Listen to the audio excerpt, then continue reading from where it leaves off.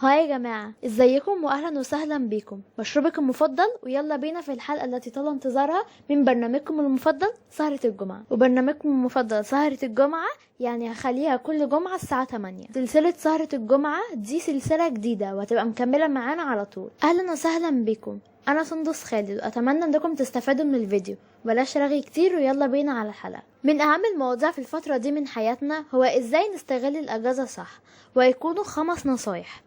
وكالعادة متنسيش النوت بوك بتاعتك ومشروبك المفضل، ويلا بينا على اول بوينت اقرأوا الكتب. جماعة بجد من اكتر الحاجات اللي ممكن تستغلوا فيها الاجازة صح، وبجد هتفرق في شخصيتكم وتخليكم تبصوا للحياة بمنظور مختلف تماما. فاهمين حاجة؟ بحب القراية قوي، بس انا بقرأ بالعربي. بس انا بقرأ العادات الذرية وعبث الاقدار، وفي واحد بس مش فاكرة اسمه، وفي واحد تاني بس لما اقراها بقول لكم عليه. تاني بوينت، احنا يا جماعة عندنا في الاجازة وقت كتير جدا، عايزاكم تدلعوا نفسكم على قد ما تقدروا. يعني مثلا احنا وقت الامتحانات كنا بناخد شاور بسرعة جدا، كان الشاور ما كانش بيكمل النص ساعة، كنا متوترين مستعجلين، دلوقتي اكننا بنجري كده. لكن لا يا جماعه، ايام الكوارث خلصت.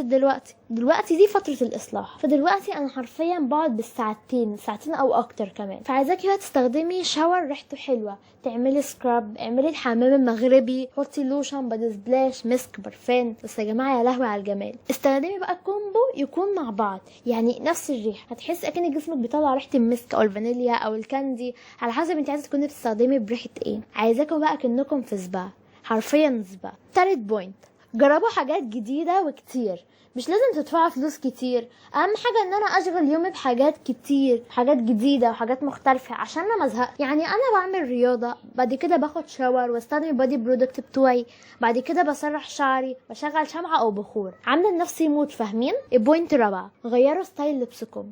لو انت على طول بتلبسي بناطيل، جربي تلبسي سكيرتس، فساتين.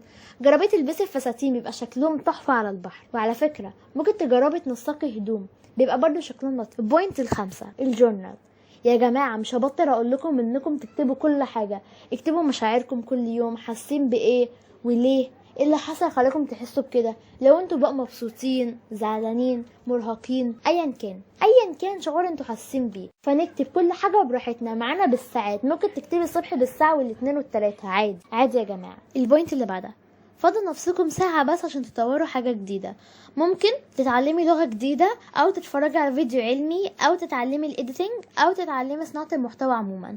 فكل واحد يشوف اهداف الاجازة بتاعته دي رايحة على فين، وعلى اساسها هتعملوا الساعة. بس thank you for watching. لو عجبكم الفيديو اعملوا لايك. love you, bye.